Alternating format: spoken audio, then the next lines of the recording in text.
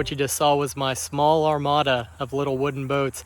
I guess you could say I've built one or two, and at this point I do start to hear the term hoarder thrown around.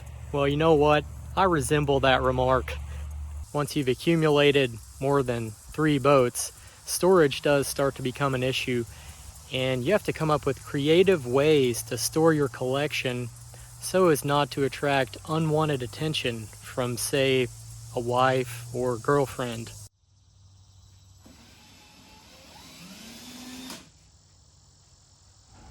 You have so many boats. You built another one? This is actually not a boat. It's not a boat. It is a coffee table.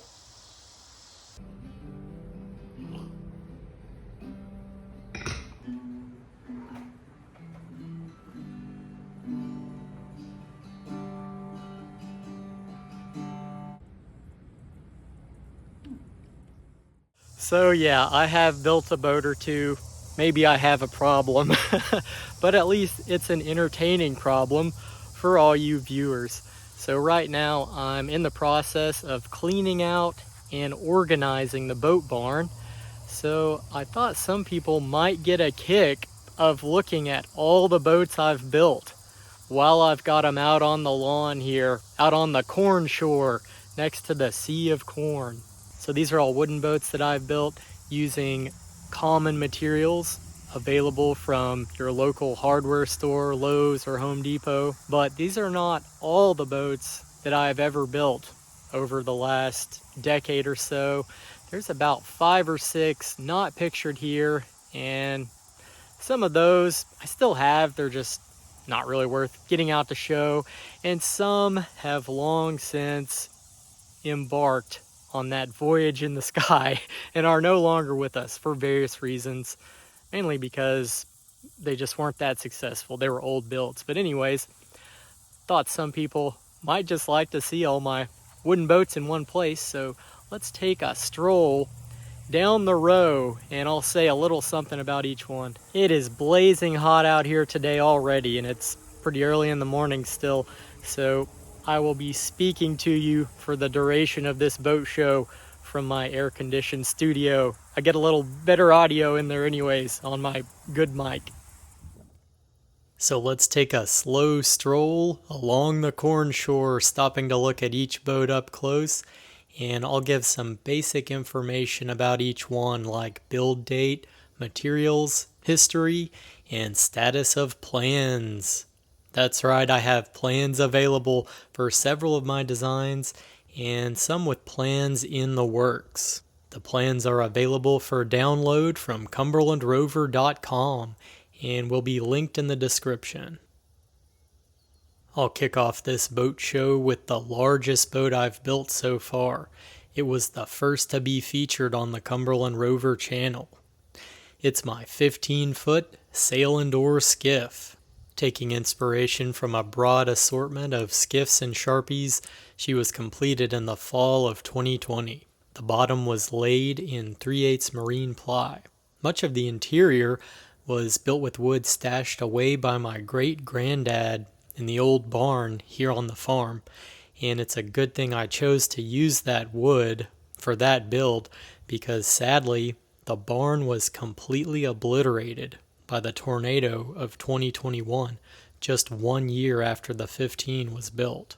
The 15-foot skiff is easily my most serious boat, with a 56-foot lug main, a small mizzen sail, and a centerboard. She's a blast to sail on or off the wind. She can also carry a passenger or two, and Sydney and I have shared some memorable outings in this boat. I've built so many boats at this point that I don't necessarily have a sentimental attachment to all of them, but the 15-foot skiff definitely has a special place in my heart. As of now, I have no inkling of making plans for this one, but if you're interested in building something similar, maybe check out the free Sharpie plans from Yachting Magazine, crab skiff plans, or the off-center harbor skiff. Those are just a few suggestions off the top of my head. There are many plans for skiffs of this size and type out there. Next in line is the 12-foot sail and oar skiff. She was built in the fall of 23 with pine 1x12x12s for the sides and common exterior 1/4-inch ply on the bottom. She's a good, practical, all-around sailing and rowing boat you can haul in the back of a pickup. In a way, you could say this boat built the Cumberland Rover channel. She's been on innumerable day outings, filming adventure videos. She's probably been on the water more days than any of my other boats. You'll find the build video for the 12 in my boat building playlist. I've received a lot of requests for plans for this boat, and they are currently in the works. But these things take time, so you'll have to wait just a little longer. Stay tuned to the Cumberland Rover channel for updates. Number 3 will no doubt be familiar to those watching in 2025. Featured in many recent videos, it's the Pelican Punt 16. I'll let everyone know up front, full plans are available for this boat, linked in the description. The PDF download features 6 pages of scale CAD drawings and 10 pages of written instructions. Plans for the 16-foot Pelican Punt are only $16, and I think $1 per foot is a pretty good price. You can also check out the free build video. Completed in the spring of 2025, her sideboards were sawn out of a pair of 1x10x16 red cedar boards, and bottom and decks planked with 1/4-inch ply. The biggest departure from previous builds with this punt was the addition of decks. The long foredeck and stern deck help to keep water out in rough conditions and provide covered storage for gear and provisions below decks. Both factors were critically important to fulfilling the purpose for which my punt was created, a multi-day trip on the Cumberland, paddling and sailing over 43 miles and camping ashore for 5 days. It was my greatest adventure so far, and you can check out that video in the Pelican Punt playlist, along with the build video and 3-day test run. Fourth in line is the sort of predecessor to the Pelican Punt. It's the 12-foot solo P-row, also with full plans available and linked in the description. Built in the fall of 24, she was the product of a budget-based challenge. I wanted to see how much boat I could build with a $100 Lowe's gift card given to me as a birthday gift from Sydney's parents. A small flat-bottom canoe seemed like the best option to meet the challenge. Sides were planked with 1x10x12 pine, and the bottom laid in 1/4-inch ply.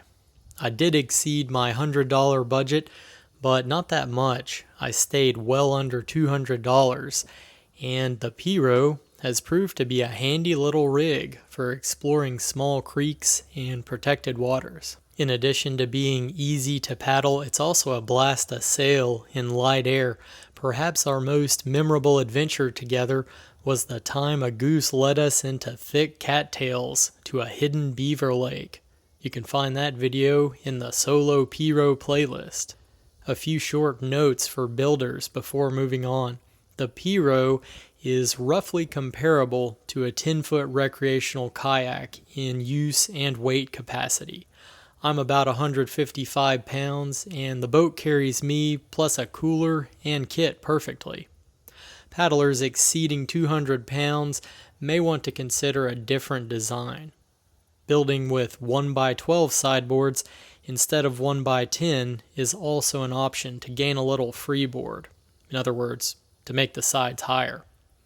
For those seeking greater stability, it's also possible to lower the seat to be almost resting on the bottom of the boat, like a kayak, a very low seating position, and this will make the boat a lot more stable by lowering your center of gravity.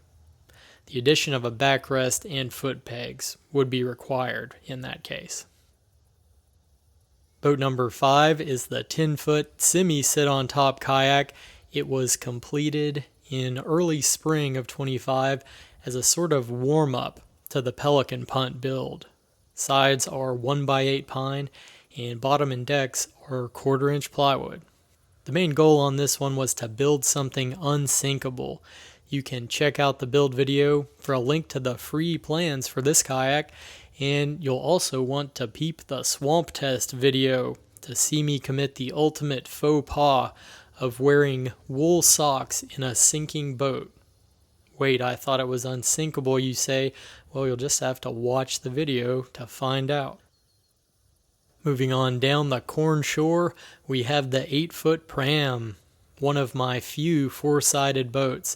She was built summer of 24.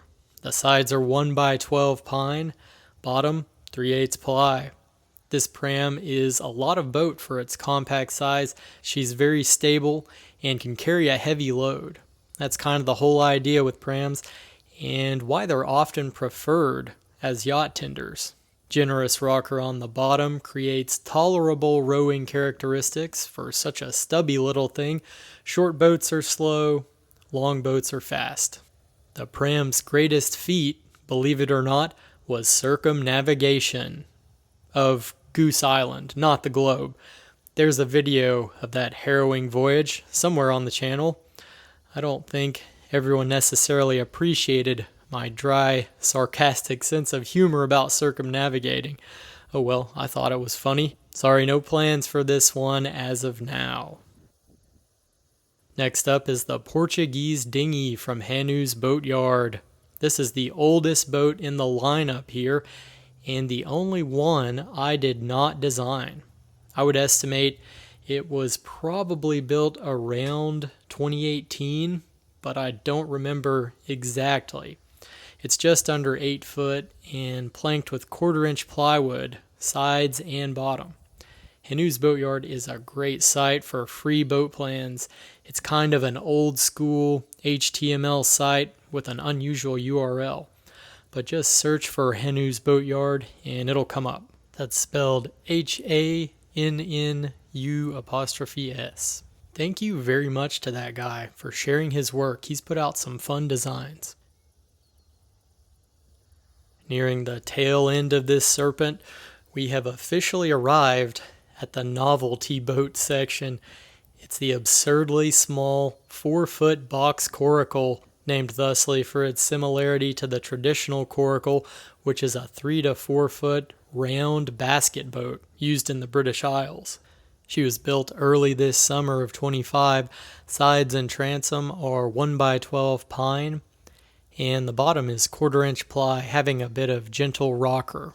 So yeah, this is kind of a joke boat, but it actually serves a couple of practical purposes. First of all, the box coracle makes an excellent first boat project, or maybe even first woodworking/carpentry project. This is a boat anyone can build. It only takes an afternoon, and you end up with a finished product that you can actually get in and float. Following a little testing, I discovered it was also a halfway decent fishing platform for small creeks or ponds. It's even stable enough to stand up in. Propelling the thing can be a little tricky, but it's a wooden box. What do you expect? A full build video and plans are in the works for the box coracle, believe it or not. Last in line is the sister ship of the original box coracle. It's the Ultralight box coracle. Sydney calls the original Mr. Brown, and she calls the Ultralight number 2. I'm not sure what she's getting at. I mean, have you ever seen more gorgeous lines on a boat? The Ultralight is just slightly smaller than the original and can actually nest inside it. The sides are sawn from cedar fence pickets and the bottom 5mm plywood. If I recall correctly, it only weighs around 25 pounds, certainly no more than 30. Its party trick is that it can be carried like a backpack using shoulder straps attached to the seat, which could actually be useful for trekking into inaccessible fishing holes. I don't expect to release plans for the Ultralight box coracle, but a full build video is on the way. Well, I think that about wraps it up for my Cornfield Boat Show. Glad you all could make it out, and I hope to see you at the next event, whatever that may be. Boat plans are linked in the description, including some of the free plans mentioned. Thank you for your support, and thanks for watching.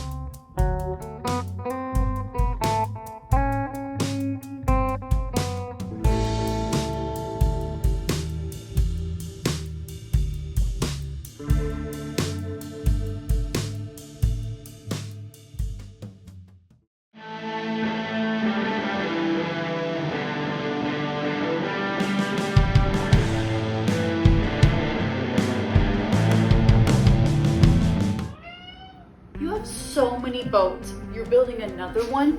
Hey, another boat now. Calm down the No! Ooh, God. Did you build that? This is actually a coffee table. Why are you laughing? I can act. I'm an delivered my actor. line and you literally said, burst into laughter while proceeding to say something about a coffee table. It was too real. I felt ashamed that I should not have built the boat. You made me feel it. It was real. You should have been done. You're like, this isn't a boat. This is a coffee table.